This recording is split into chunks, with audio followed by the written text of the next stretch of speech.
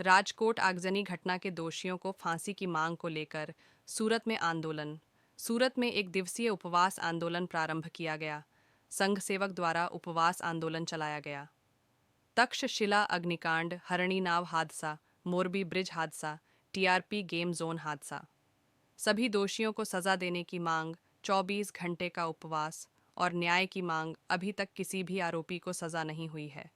तुरंत मौत की सजा की मांग, न्याय नहीं मिला तो फिर से आंदोलन शुरू किया जाएगा। पुलिस ने आंदोलन कर रहे सामाजिक कार्यकर्ता को हिरासत में ले लिया। मारू नाम जेबी जानी, सामाजिक कार्यकर सूरत शहर। વિરોધ કરી રહ્યા છો, આંદોલન કરી રહ્યા છો, કઈ રીતનું આંદોલન ને શું માંગ? સાહેબ, મારી એક જ લાગણી અને માગણી છે કે હાલના દિવસોમાં જ્યારે ગુજરાતમાં દુઃખદ ઘટના ઘટી હોય અને એ ઘટનાના પડઘા પૂરા વિશ્વમાં ગૂંજતા હોય તો આપણે ગુજરાતી તરીકે એક સામાજિક કાર્યકર તરીકે અમારી ફરજ આવે છે કે અમે જે લોકો આમાં કાળનો કોળિયો બન્યા છે, નિર્દોષ લોકોની જાન ગઈ છે, તેને અમે ન્યાય અપાવીએ અને આમાં દોષિતોને અમારી એક જ લાગણી અને માગણી છે કે એને ફાંસીની સજા થાય। ઉપરથી નીચે સુધી કોઈ પણ આમાં દોષિત હોય, કેમ કે સાહેબ ગુજરાતે બહુ જ સહન કર્યું છે। તક્ષશિલા કાંડમાં જે વિદ્યાર્થીઓના મોત થયા છે સાહેબ, હરણી બોર્ડ કાંડમાં જે નાના નાના ભૂલકાઓ મોતને ભેટ્યા છે, ક્યાં સુધી ગુજરાત સહન કરશે સાહેબ?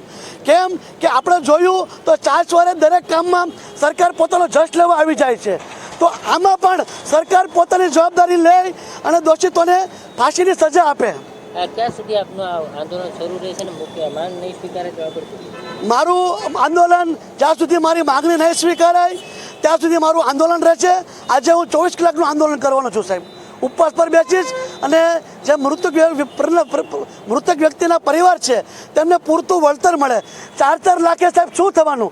આજે મોંઘવારી છે અને એના સમયે છતાં બી જે લોકો કાળનો કોળિયો બન્યા છે તેને યોગ્ય વળતર આપવામાં આવે અને સુરત શહેરમાં, સુરત મહાનગરપાલિકા દ્વારા જે નાના નાના વેપારીઓ છે તેને પણ હેરાન કરવામાં ન આવે, તેને પણ થોડીક રાહત આપવામાં આવે। જ્યારે આ તંત્ર જ્યારે તરસ લાગે છે ત્યારે કૂવો ખોદવા જે નાટક કરે છે, જે તપાસના નામે જે ધતિંગ કરે છે, તે ધતિંગ અને નાટક બંધ થાય, કાયદેસરની કાર્યવાહી થાય અને ગુજરાતમાંથી ભ્રષ્ટાચાર દૂર થશે તો જ મોંઘવારી કાબૂમાં આવશે।